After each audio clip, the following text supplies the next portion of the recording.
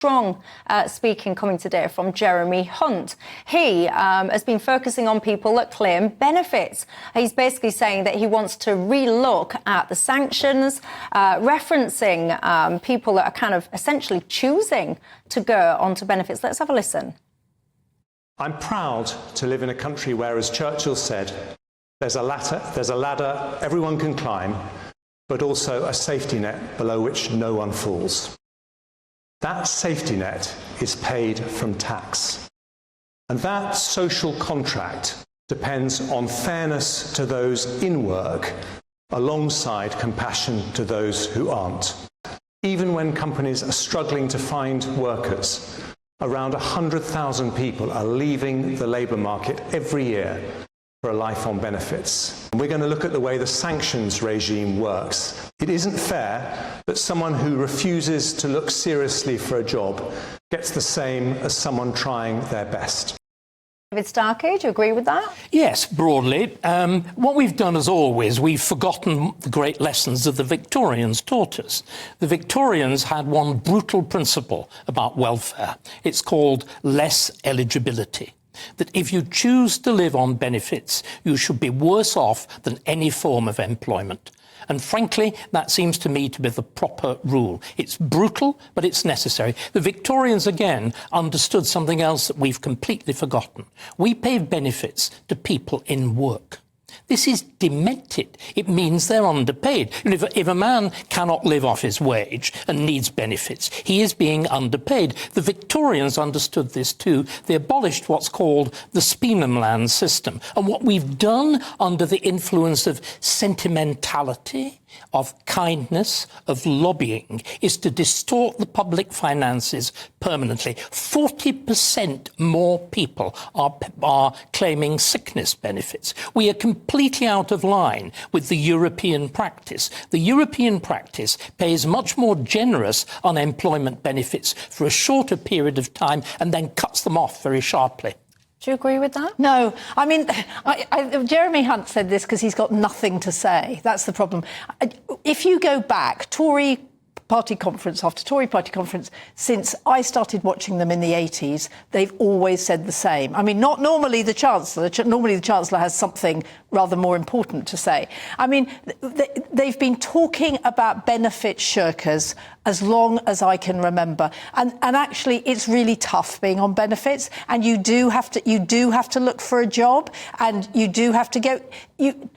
Most people do. But the bill is about 150 billion. The big bill is pensions. Actually, the really big bill is pensions. And if you want to do everybody a favour, you can drop your pension and you can just live off what you get on GB News, right? The biggest bill is pensions. I'm happy to say I have much more substantial income, but as any sensible and provident person does. Now, it just seems to me that the reason why taxes are at this all-time peacetime high is because we've let the entire welfare state skew, and it is profoundly dangerous. This is absolute nonsense. Why? Tell me why it's nonsense. I'm just about to say, David, nothing. We've been talking this talk since the 1980s. It's been. We've got it wrong at every stage. It's been getting increasingly difficult. I mean, my sister, who is a volunteer with Citizen Advice in Dorset, said where rural poverty is appalling. I mean, people have to walk to the job centre because they can't take buses to sign on. Because if you don't, there is a problem about a mismatch of jobs. People are encouraged to get jobs, and this is all about red meat. This is what it is. It's not real. It's not real. They're just going to make this is absurd. I'm saying it's the most basic arithmetic. The state is spending more than it can afford because of pensions. Because of welfare. Of pensions. No. Welfare is enormous and is. I would agree there's a profound danger as a society gets older and you have the triple lock that pensions too get out of line. But the fundamental problem is welfare. The fundamental problem with our pensions is we never tried to do what Beveridge wanted, and we never made it a funded system. And again, we've got catastrophic problems, particularly with state pensions in education and state pensions in the health service, where they're not funded. We've mismanaged finance grossly. Both parties. Would you concede, though, because, I mean, I've got some stats here. Apparently, according to the OBR, they estimate that 1 in 8 of all working-age people will be claiming some form of disability benefits by 2027. They say that will cost the taxpayer £77 billion a year. We talk about people that have been off sick. There's a lot of people now that are going off sick, with backache, for example, with mental health issues and stuff like that. And there hasn't really been any re-evaluation to the framework in terms of who can work, what work looks like, how that is for quite a number of years. You can't expect a hard left. David, actually, it is my turn. Yeah, right.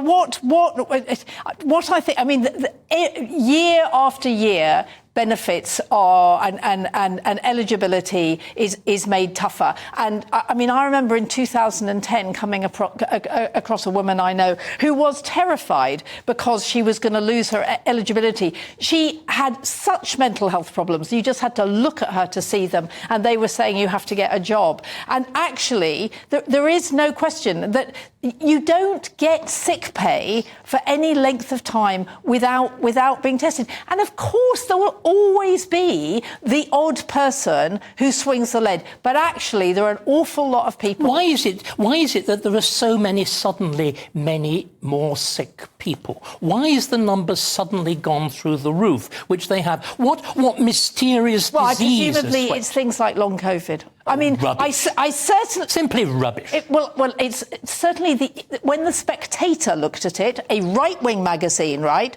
When The Spectator looked at it, they were shocked. They were shocked at the level of illness. And it's illness, actually. It's not people who just want to take time off. I mean, it's... But see, there's an enormous... Sorry, let's just try and pull back from this. There's huge evidence that the worst thing you can do with many forms of mental illness is to retreat into isolation. That having to work, having to socialise. I know, I've been through it. I've had at least one breakdown. I'm very familiar with this. And it seems to me that we're in the moment now of fetishising, effectively, the self-declaration of illness. Doctors seem to me to be increasingly inclined simply to spare themselves the trouble to sign people off. What do you think to that at home? What do you final word? No. I mean, I actually agree.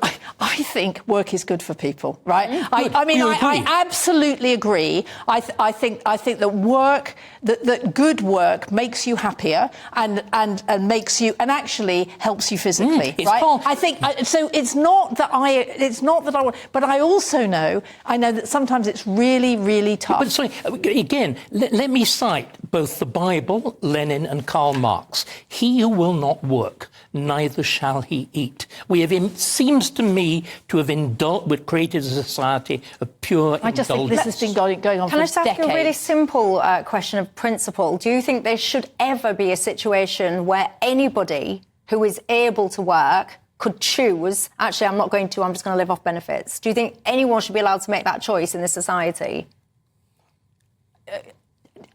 I mean, I mostly no, right? But I think there are always exceptional cases. See, I absolutely categorically do not think anyone that's able to work, physically, mentally able to work, I don't think anyone should be able to choose to live on. What about women looking after young children? I mean, that's one of the biggest. I mean, if you're talking about welfare, David, it's actually single mothers, right, looking after young children. I'm afraid we have another problem about encouraging single motherhood. I don't think we do encourage single mothers. We make it really. We've removed. You've had a nervous breakdown. I've been a single mother. It is bloody tough. But we've removed all the social stigma, which was essentially thank God that my children were not suffering because of it. Well, very different opinions, as you can tell, on this panel. I'm interested in bringing you into the conversation at home. GB Views at gbnews.com.